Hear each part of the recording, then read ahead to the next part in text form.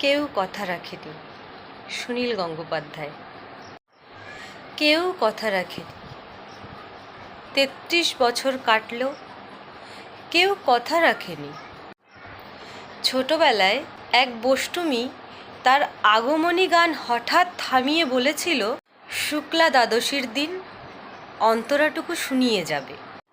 তারপর কত চন্দ্রভুক অমাবস্যা চলে গেল, কিন্তু সেই বষ্টমী আর এলো না। ২৫ বছর প্রতীক্ষায় আছি। মামাবাড়ির মাঝি নাদের আলী বলেছিল, বড় হও দাদা ঠাকুর, তোমাকে আমি ৩ প্রহরের বিল দেখাতে নিয়ে যাব। সেখানে পদ্মফুলের মাথায় সাপ আর ভ্রমর খেলা করে। নাদের আলী, আমি আর কত বড় হব? আমার মাথা এই ঘরের ছাদ ফুঁড়ে আকাশ স্পর্শ করলে তারপর তুমি আমায় ৩ প্রহরের বিল দেখাবে? একটাও রয়্যাল গুলি কিনতে পারিনি কখনো।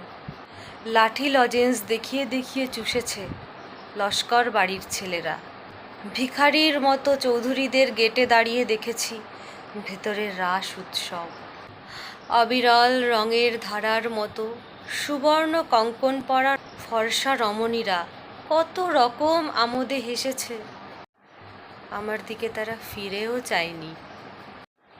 বাবা আমার কাঁধ ছুঁয়ে বলেছিলেন, দেখিস একদিন আমাদেরও।